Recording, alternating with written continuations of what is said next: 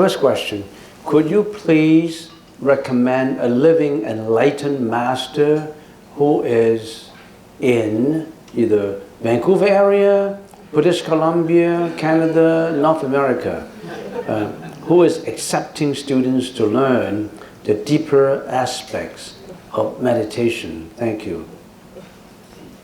I don't know of any. The reason why I tell you that is, it's not that there's no enlightened master, because I've come across a situation like this where we think that the master is enlightened, really prolific writer, have a lot of experiences as indicated in his writing, and we thought that must be a living master. And then we run into problems and we call, we can never get in contact with him, he's so busy. And then we keep on trying, and then finally we get to him and we ask all kinds of questions. But the answer is very short. It's just like, just keep on doing what you're doing and carry on. It's not like a doctor who carefully diagnoses your situation and tell you what to do. Plus, I have also known students who actually thought that, oh, the masters must be in, I'm naming some countries without prejudice. Could be in Burma, could be in Thailand, could be in China, could be in the Himalayas. So without telling you where, I don't want to bias the country, he went to that country. And a whole group of Sangha community, many members, every day meditating, every day going on arms round and all that. And he was there. He is North American, he's Canadian, he was there. And the first month was quite good with following. Seems that all surrounding, all these brothers and sisters are almost like masters, and they're also masters around, you know, the highest master, second class master. And he couldn't get used to it. He couldn't get used to the weather. He couldn't get used to the food. He couldn't get used to the type of living. And he went crazy. He went crazy. He was, when he came back, he thought he was possessed. But he came from a place where there are renowned masters. So how come, he got crazy? His family is looking for him. I said, he's not here. He's not here. He's just sometimes come to us. He's not here. So masters, and also there are people who are so prolific in writing, so good in writing, that they can write flowery language, the bestsellers. But they're just prolific writers. They can write anything that make people feel that that's true, that's real. But when you come to him or her, it may not be the same thing.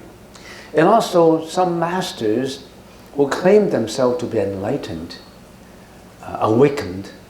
But then when you went to see him or her, you notice that he has a wife. And he's like an ordinary person. And we don't want to intrude into privacies of other people, And what I figured out is, if you practice meditation, the highest level you can go in Kamadhatu is Kamadhatu jhana, which is not even in Rupadhatu or Rupadhatu. How can you be enlightened if you still have a man and woman relationship? How can you be enlightened? Or you could go to a master who, in the surface, in appearance, could be very nice, but who knows what's behind. According to some, I don't want to name anything, some scandals, we thought that that's a good, master, but it turns out to be a scandal.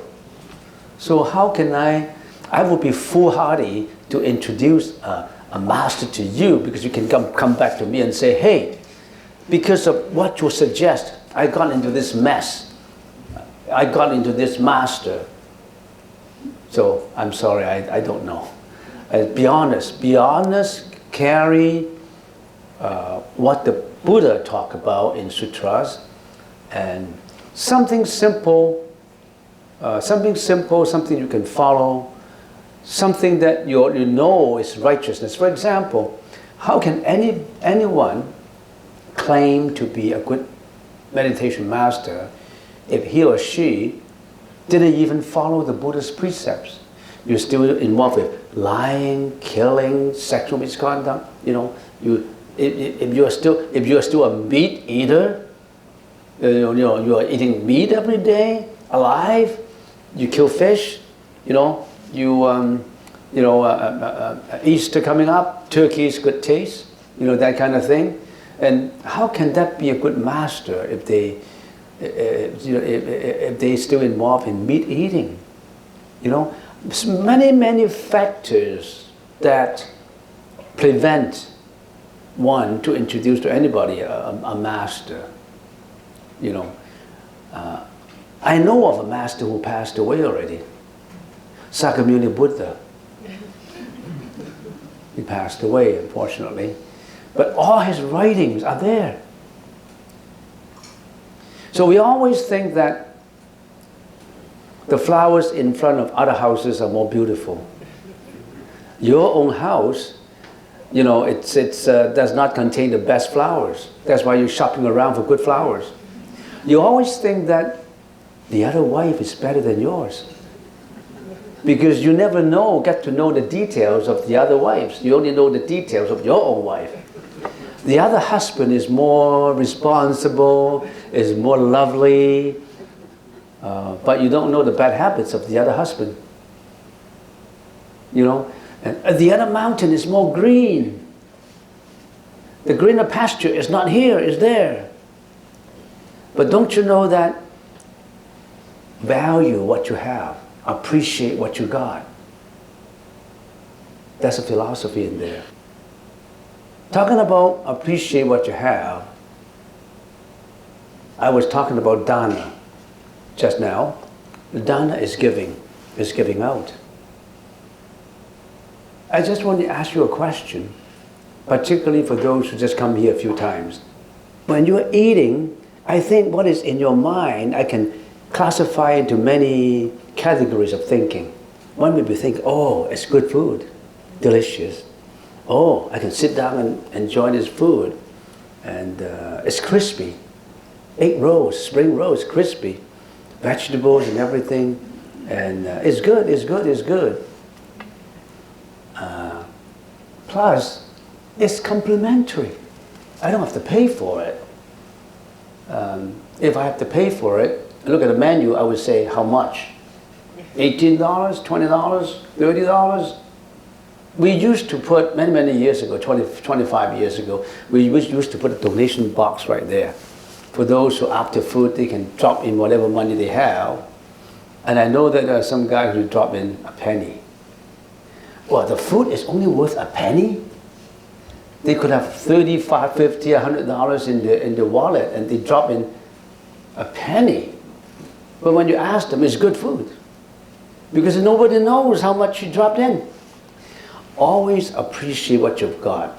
The food that you're eating was donated by generous devotees who were not even here.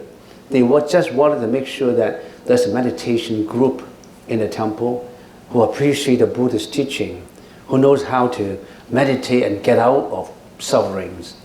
Their generosity is in the food. So when you're eating, think of how generous these people. This was donated by people who wanted us to learn, who wanted to keep the operation going. And they are unnamed. They're synonymous. Synonymous. How do you say that? Anonymous. They're anonymous. They're anonymous. They don't show even their names. But there are people who actually donated. You see how Mr. Tom said, you know, it was donated by so-and-so foundation or whatever. You know, they wanted to give. The first practice in the Buddhist teaching is to learn how to give out. If everybody appreciate what they've got, they will give. As I said in the beginning, if in a family, if the parents know how to educate their kids, they will continuously say, hey, this bread and butter, this food on the table, does not come easily. Dad has to make a living. We have to work. So everybody appreciate what they have. So should we wash dishes together? Should we share? I mean, if we all appreciation is very important. Appreciate that you are in good health. Appreciate that you can see, you can listen, you can smell. If you think of Helen Keller, the philosopher 100 years ago, she lost her senses. She lost her seeing ability, listening ability, talking ability. He only have touch ability. But he appreciate nature. He appreciate everything. In her essay entitled, If I'm Giving 3 Days to See, because she was blind. Try to Google that essay. If I have 3 days to see, I can see things. She could not see things. What would I have done, she said, if I were given 3 days to see? One of the paragraph in there, it infringed in my heart, in my mind. She says, I always have friends who came back from nature, from Mother Nature, from a walk in the forest. I have friends in the springtime, they have a walk in the forest. And then I asked them, what did you see? They said, nothing in particular, just as usual. And then she said, how could you have walked into the forest and tell me you enjoy nothing in particular? The songs of the birds, the running water of the waterfall, the skies, the fragrance, the grass, the trees, the branches, all this is a beautiful nature. I couldn't see, I could touch them. I really appreciate my touch. You know, people don't appreciate their senses until they lost it. Do you appreciate your eyes? Appreciate your nose? Appreciate your listening? Appreciate that you can come here for a lunch? If you always appreciate what you've got, then you can let go. I haven't seen people who are kind and they couldn't let go. I mean, we all really have to have an introspection of appreciation. What am I talking about? I'm being led further and further away from the question. So I said, who is accepting students to learn the deeper aspects of meditation? Very difficult to find a teacher.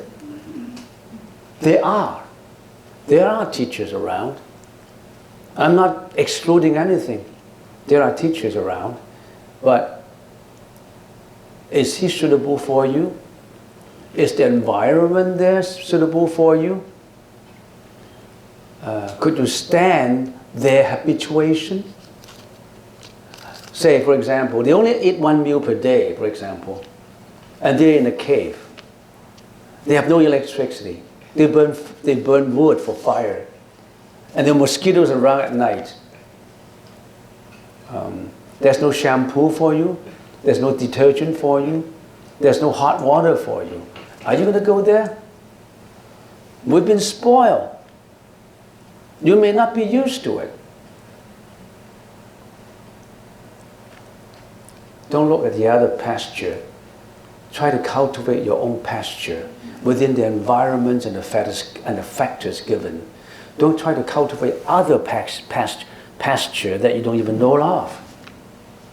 It may look greener to you, but that greenery may not be acceptable to you when you are there. Okay, that's the first question. Okay, second question, please have, do plants have consciousness? If so, how do we show compassion when we eat them and use them? We say plants, humans have consciousness, animals, all sentient beings. What's the definition of sentience? Sentient is they have passions, they have feelings. They have mother and son feeling, husband and wife feeling, they have family feelings, they sentient, they have emotions and all that, sentient beings. All animals have consciousness. Do plants have consciousness? The way I look at it, plants, not that I know of, not that the scientists know of, plants have photosynthesis. Photosynthesis. That means if you put plants in a place where there's no sunlight and then you have light there, the plant will go towards the light. It moves towards the light. And it moves towards the water because the plant wants to survive. So it has photosynthesis for survival. They want to get to the sun, they want to get to the water, they want to get to the soil, they want to get to watery soil, not dry soil. They struggle for existence too. They have photosynthesis. But whether they have loving kindness to the grass, to the mosquitoes hovering around them, I don't know. I don't think scientists would know. They will only know that plants react to environments, react to differences and factors of environments. You show me, any scientists say plants have consciousness. Plants have interaction. The consciousness that we feel, consciousness is what? Consciousness have 8 consciousnesses. The eye consciousness, the ear consciousness, the nose consciousness, the taste consciousness, the touch consciousness, the mano consciousness, the manas consciousness, the alaya consciousness. And I can name just one that I don't, at this point, think that plant has consciousness. All animals have the banking consciousness, which means that whatever you have done this lifetime, it won't get away. All action, speech, and thought. It's stored in your memory, in your banking memory. And you carry that energy into the next life, be it good or bad. If you're always creating bad karmic energy, it gets stored in your banking consciousness, and you suffer from miserable life in next life because of what you have done. Not because of God, not because of Buddha. You yourself determine your own destiny, not Buddha, not God, not any deities. So you are storing up all these and roll into the next life. And also, when an animal or being with consciousness dies, its consciousness would roll into the next life. That's the reason why we don't want to kill animals. Because they could be your brothers and sisters in previous lives, your mom, your dad, your friends. Whereas for plants, if you cut the plant off, it has a lot of seeds to spread and it grows again. It has a continuity that you wouldn't believe. You cut a piece of grass. You think you killed the grass? The grass have a lot of seeds. It would grow overnight. It would spread like you wouldn't believe. You think you cut a bamboo and the bamboo will stop? No. Its roots goes all over the place. Its continuation is spontaneous. It grows again immediately. So there's no questions in if you don't eat meat. How come you eat vegetables? Vegetables have life too, have consciousness too. People are like that. So you are talking about you are kind, not eating animals, you're being a vegan. You're eating plants. You're killing plants. You are as unkind as us. But it doesn't know that plants can spread and grow all over the place. Plus, if I don't eat plant, I will die. There must be something I eat. I cannot eat air, water. So in order to sustain my life, so that I can practice, so that I can be good, I at least have to eat something, right? And I'm eating something that can propagate every season. No end to it. But if I kill a goat, you know that goat itself will propagate? The goat will not boom into a second goat, right? You kill that goat. But the grass would grow into multifold grasses, variegated grasses. So I don't know if I've answered your question. So you can argue that you guys, you eat meat, you shouldn't be eating plants. What is the difference between the people wearing black robes and the monks and nuns? Or there are people who are wearing white, blue, green, all kinds of people wearing different clothes. But I can tell you, the black robes is a uniform that the laymen, or the lay Buddhists, they're not monks and nuns, they like to dress in uniform, which is black. In Thailand, it's white. It could be another country, it's gray. So it's just differentiate the monk and nuns from the layman, a laywoman. Otherwise, because nowadays people have a hair fashion of shaving bald-headed. If we don't have this kind of uniform, how can we differentiate a monk and a nun, a monk and a layman? Because I can see a lot of bald-headed in here. They are not monk. So you got to have some uniform that differentiate laymen from monk. How do you properly bow to monks and nuns to show your respect? Just put your palms together will do. But in Burma and Thailand, they actually do the prostration. When they see monks and nuns, other than that is like a casual way, they also do the formal way too. Formally, they would, because when they respect that monk, it's not just that physical body they're respecting. They're respecting what is behind the Buddha's teaching, relieving all sentient beings from sufferings, the practice that lead to compassion and awakening, saving billions of sentient beings from suffering and pain.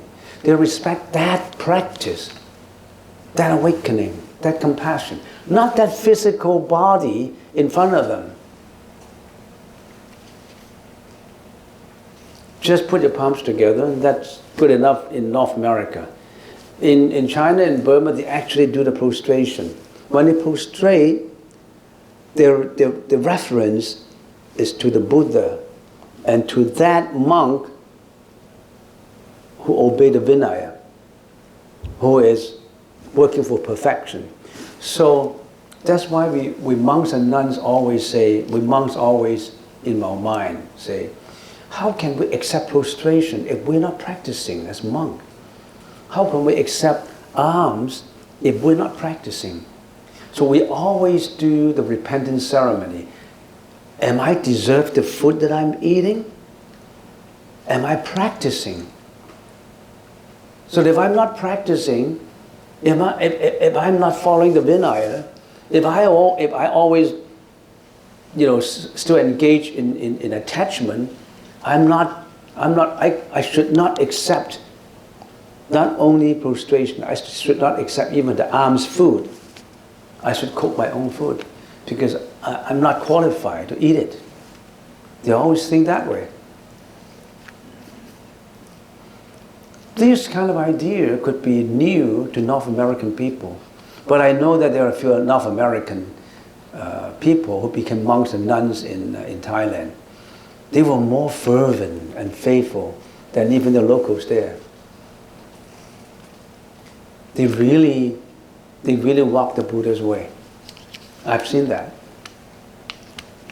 Dear Master, I have 3 questions. The pursuit of perfection land is opposed to appreciating the current land is the wisdom. But I thought we are supposed to be patient, appreciating, and content. Wouldn't the practice be contradictory? We can learn to be content. We can learn to be appreciating. We can learn to be patient. We're in the process of learning all that. But do you feel that you already reached the success of mastering patience, success of being content, success of you having the full appreciation of everything? Have you been awakened from non-appreciating, non-impatience, and discontent? You are still looking for that utopia that we're trying to go. And here, Amitabha has a land that is free from suffering. We are in suffering now. We are in suffering, but we learned to let go of the suffering. We learn to get used to the suffering. We learn to live with the suffering. We're all living with the suffering. You are not away from the suffering. You're living with the suffering. But you're living with the suffering. You're not being overwhelmed by it. People who are overwhelmed by this suffering couldn't stand living. That's the reason why there are people who commit suicide. There are people who hurt themselves, who hurt others, continue to do, bad karma. We have to live with the suffering and try to practice appreciation, practice being content, not only for yourself, for others too. So there's no contradiction. I don't exactly know where you see the contradiction. Maybe you can clarify it if I didn't know what you mean. The second question. If your breath has to be subtle and unnoticeable, how can we keep counting? When you reach to the subtlety and the peace and the extreme content and the tranquility, there's no counting. There's no counting. You just know it's there. There's no counting. Or there may be counting. There may be counting. You wouldn't lose it. That's just a feeling. Counting is a technique. The feeling is not the counting. Plus, there's so many people who feel a different way. Some people will feel, my counting is all gone. I only have the breath. And that breath is subtle, fine, content. I am at peace. But I don't have the counting anymore. I wouldn't say, come on, you should count. No, I said, congratulations, because you don't need counting anymore. When you cross the water from Nanaimo to Victoria, I've arrived in Victoria, but I want to get attached to the ship. Can you get to Victoria? I said, it's good. Get rid of the ship. You don't need the counting anymore. You're on shore. You have to leave the boat to get on shore. You cannot attach to counting to get the purification. But the counting is important. The boat is important. If you don't have the boat, how can you get to Victoria? But if you get to Victoria, you get to see the Parliament House, to enjoy a high tea in what do you call it, Imperial Hotel. That's the best tea in Victoria. $95. You can eat for 2 hours. Have you been there? I have been there. You have to book one day in advance. You got 500 people in the hall, more than 100 waiters. They have veggie though. We didn't eat meat. So you need to abandon both. All right. Next, from the right leg on top, half lotus position, it is about contemplation of anti-evil. How can we imagine this posture with the thought of eliminating greediness, hatred, and jealousy and thoughts? Who told you? Who told you to have this thought? We just say counting. This is the name of that position. That's the name. Nobody told you to attach to the name. Nobody say that this is the name of subduing Mara. I'm subduing Mara. I'm not counting. I'm subduing Mara. You're not counting. That's just a posture of reminding yourself of suppressing all your depression, your hatred, your anger, your jealousy, your suspiciousness. Just get rid of that and keep on counting. Any question? You can ask question if you want. Yes? Has Buddha ever taught that there will be another living Buddha coming after him? Yeah. There will be another, there will be a future Buddha many, many years later, and that future Buddha now is Maitreya Bodhisattva. When you're entering the garden, there's a big belly laughing Buddha. There's a Maitreya Bodhisattva. Here's the future Buddha. He will be coming down like 2,600 years ago when Siddhartha Gautama was born as a prince in India and become the Buddha. That was the last Buddha. There will be a future Buddha many, many years from now, and that is Maitreya Buddha. He will be coming for the next round of Buddhahood.